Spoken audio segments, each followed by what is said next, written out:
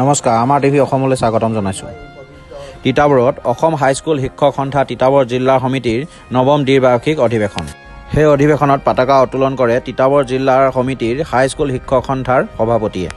পতাকা উত্তোলনৰ কাৰ্যসূচীৰ পিছতে স্মৃতি তৰ্পণত বন্তি প্ৰজ্বলন কৰে বিকি দেৱী গতানী হাইস্কুলৰ প্ৰধান শিক্ষক পল্লৱ গগৈয়ে। বন্তি প্ৰজ্বলনৰ পাছতে বৃক্ষৰোপণৰ কাৰ্যসূচী আৰম্ভ কৰে। বৃক্ষৰোপণৰ কাৰ্যসূচীৰ পিছতেই প্ৰতিনিধি সভা আৰম্ভ কৰে।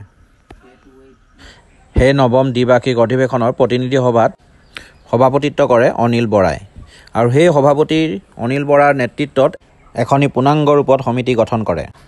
অসম হাইস্কুল শিক্ষক সন্থা তিতাবৰ জিলাৰ সমিতি নৱনিৰ্বাচিত সভাপতি নৱজিৎ চাংমাই আৰু সাধাৰণ সম্পাদক দুলাল মহন্ত, ৰাজ্যিক সদস্য পল্লৱ গগৈকে ধৰি এখনি পূৰ্ণাংগ ৰূপত সমিতি গঠন কৰে।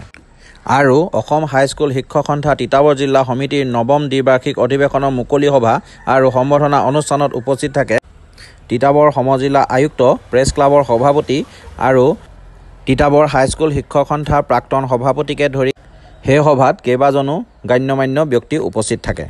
আহক আমি নৱনিৰ্বাচিত সভাপতি ভাষ্য শুনো। ধন্যবাদ।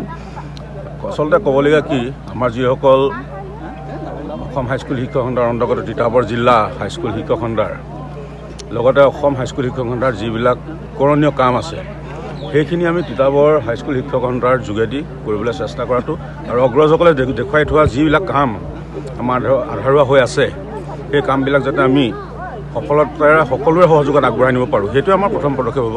তাৰপাছত কাৰ্য ক্ৰমান্বয়ে আমাৰ সদস্যসকলৰ যোগেদি আলোচনা বিলোচনা কৰি আমাৰ অগ্ৰজসকল আছে, আমাৰ উপদেষ্টাসকল থাকিব, তেখেতসকলৰ যোগেদি আমি কামবিলাক কৰিবলৈ চেষ্টা কৰিম। মানে আপুনি যে শিক্ষক সন্থাৰ এইবাৰ আপুনি তিতাবৰ জিলাৰ যে সভাপতি হিচাপে আপুনি যি গ্ৰহণ কৰিছে, পদক্ষেপবিলাক আপোনাৰ কেনেকুৱা হ'ব আৰু কেনেকুৱা অনুভৱ হৈছে আপোনাৰ?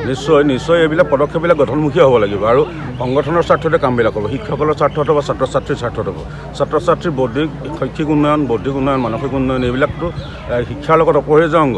সেইবিলাকৰ যোগেদি আমি আমাৰ সন্থাটোকো যাতে এটা সুনাম হয়, অঞ্চলটোৰ সুনাম হয়, আমাৰ যোৰহাট জিলা তিতাবৰ জিলাৰ আমাৰ সুনাম হয়, সেইটো আমাৰ প্ৰচেষ্টা থাকিব।